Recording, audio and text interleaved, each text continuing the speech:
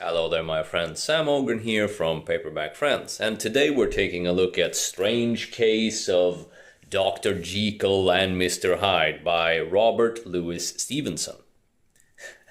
So this is another one of those cases where I read this a while ago, actually, and then I refamiliarized myself with it to do the review. And I don't even know why I read this. Like, I'd heard about it, so I think, oh yeah, this must be great, right? Wrong.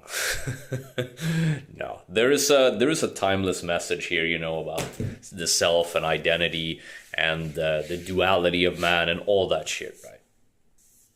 But in essence, I don't necessarily think the novella is interesting enough to warrant the value of that stuff. And that's going to be a case of each to their own, right?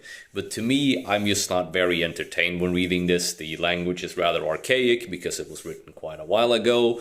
The sensational aspects of it aren't as sensational because of, our modern sensibilities when, it's very, it becomes a very starch contrast, to say the least.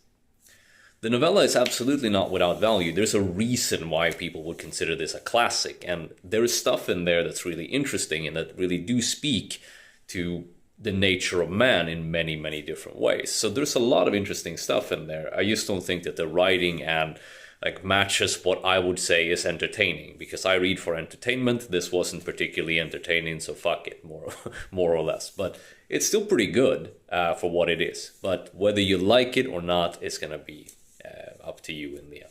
So as it always is, right? But especially for this kind of stuff, I feel like you absolutely don't have to read it. But anyway, for more thoughts, check out the podcast.